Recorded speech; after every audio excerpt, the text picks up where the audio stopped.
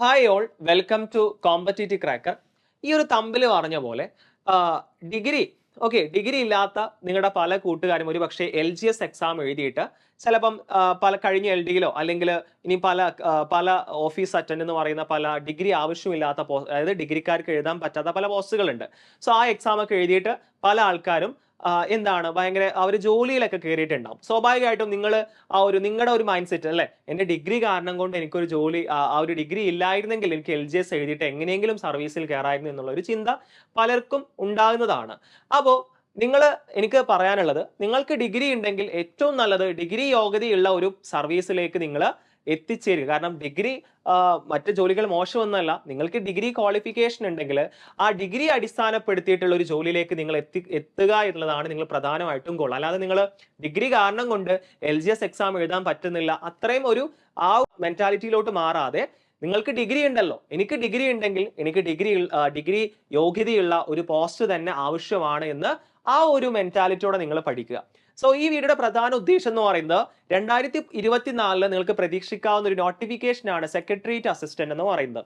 So ഈ secretariat assistant എന്ന് പറയുന്നത് വളരെ ഗ്ലാമറസ് ആയിട്ടുള്ള പോസ്റ്റ് ആണ്. അതിന്റെ ഏറ്റവും വലിയ പ്രത്യേകത ഒരുപാട് പ്രൊമോഷൻ സാധ്യതകൾ, അതായത് ഈ അത്യാവശ്യം സർവീസ് ഒക്കെ ഉണ്ടെങ്കിൽ ഒരു 23 മുതൽ 27 വരെ സർവീസ് ഒക്കെ ഉണ്ടെങ്കിൽ അഡീഷണൽ സെക്രട്ടറി വരെ ആവാൻ സാധ്യതയുള്ള ഒരു പോസ്റ്റ് ആണ് സെക്രട്ടേറിയറ്റ് അസിസ്റ്റന്റ് എന്ന് പറയുന്നത്.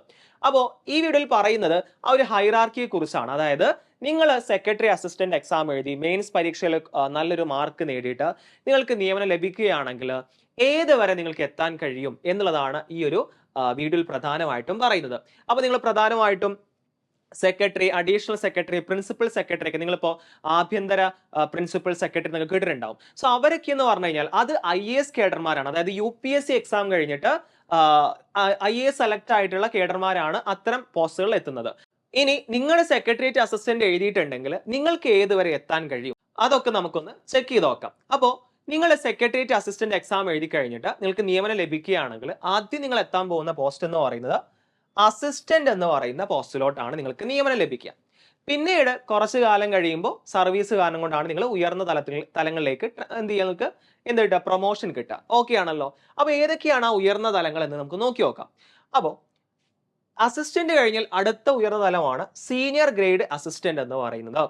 അത് കഴിഞ്ഞാൽ അസിസ്റ്റന്റ് സെക്ഷൻ ഓഫീസർ, അത് കഴിഞ്ഞാൽ സെക്ഷൻ ഓഫീസർ, പിന്നെ under secretary, deputy secretary, joint secretary, additional secretary, special secretary.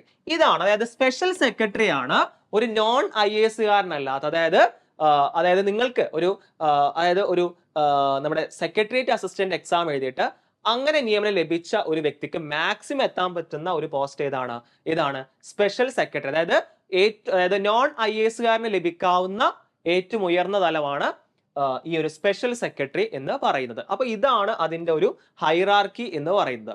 ഇനി നിങ്ങൾക്ക് എത്രത്തോളം പ്രൊമോഷൻ സാധ്യതയുണ്ട്? ഇപ്പൊ പല ആൾക്കാരും ഇത് ഡിഗ്രി യോഗ്യതയുള്ള ഒരു എക്സാം ആണ്. സോ അതുകൊണ്ട് എല്ലാവരും ഒരു 20+ ഏജിലുള്ള ആൾക്കാരായിരിക്കും അത്യാവശ്യം ഈ ഒരു പോസ്റ്റ് എഴുതുന്നുണ്ടാവുക അല്ലെ.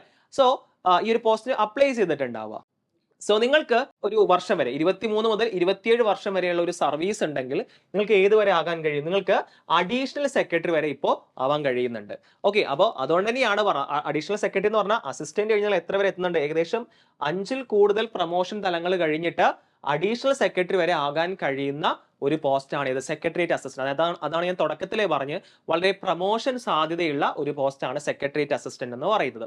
ഓക്കെ, അപ്പോൾ ഞാൻ വീഡിയോയുടെ തുടക്കത്തിൽ പറഞ്ഞ പോലെ ഇതാണ് ഒരു ഹൈറാർക്കി എന്ന് പറയുന്നത്. ഇതിന്റെ ഒരു ഹൈറാർക്കി എന്ന് പറയുന്നത് നല്ല രീതിയിൽ പ്രിപ്പയർ ചെയ്ത് കഴിഞ്ഞാൽ ആ ഒരു PYQs ഒക്കെ നോക്കിക്കഴിഞ്ഞാൽ നല്ല രീതിയിൽ കഴിഞ്ഞ വർഷങ്ങളിലെ ക്വസ്റ്റ്യൻസും അതുപോലെ കൂടുതൽ ഡെപ്തിൽ ഒരു ഡിഗ്രി ലെവൽ എക്സാം ആണെങ്കിൽ കൂടുതൽ ഡെപ്തിലുള്ള നോളജ് ആവശ്യമാണ് അപ്പോൾ നോക്കുമ്പോൾ നമുക്കൊരു 10th ലെവലോ അല്ലെങ്കിൽ +2 ലെവലോ ഉള്ള സിലബസ് മാത്രമേ ഉണ്ടാവുള്ളൂ. പക്ഷേ നമുക്ക് ആഴത്തിലുള്ള അറിവുകൾ അവിടെ ആവശ്യമാണ്. സോ നല്ല രീതിയിൽ പ്രിപ്പയർ ചെയ്ത് കഴിഞ്ഞാൽ തീർച്ചയായിട്ടും 2024 വിളിക്കാൻ സാധ്യതയുള്ള ഈ ഒരു സെക്രട്ടേറിയറ്റ് അസിസ്റ്റന്റ് എന്ന് പറഞ്ഞ പോസ്റ്റ് നിങ്ങൾക്ക് നേടാൻ കഴിയും. സോ നമ്മുടെ കോമ്പറ്റേറ്റീവ് ക്രാക്കർ ഈ ഒരു സെക്രട്ടേറിയറ്റ് അസിസ്റ്റന്റുമായി ബന്ധപ്പെട്ട് ഒരു പുതിയ ബാച്ച് സ്റ്റാർട്ട് ചെയ്യുന്നുണ്ട്. അതിന് അഡ്മിഷൻ സ്റ്റാർട്ട് ചെയ്തിട്ടുണ്ട്.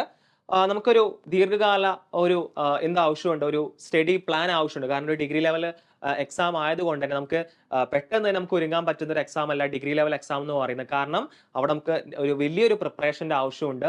10th ലെവലൊക്കെ ജസ്റ്റ് നമുക്ക് വേണമെങ്കിൽ എന്താ പറയുക, PYQs നമുക്ക് കുറച്ച് സമയം കൊണ്ട് പ്രിപ്പയർ ചെയ്യാൻ പറ്റും അത്യാവശ്യം നോളജ് ഉള്ള ആൾക്കാർക്ക്. എന്നാൽ ഒരു ഡിഗ്രി ലെവൽ പോസ്റ്റ് ആണെങ്കിൽ തീർച്ചയായിട്ടും വളരെ കാലത്ത്, ഒരു നീണ്ട കാലത്ത് ഒരു പ്രിപ്പറേഷൻ തന്നെ അത് ആവശ്യമുണ്ട്.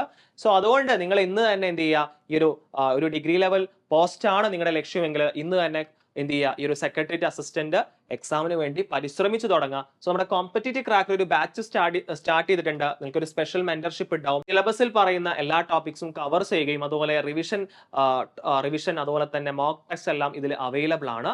സോ അതുകൊണ്ട് തന്നെ ഈ ഒരു ബാച്ചിന്റെ കൂടുതൽ ഡീറ്റെയിൽസ് അറിയുന്നതിന് വേണ്ടിയിട്ട് 8590202323 നമ്പറിൽ കോൺടാക്ട് ചെയ്യുക.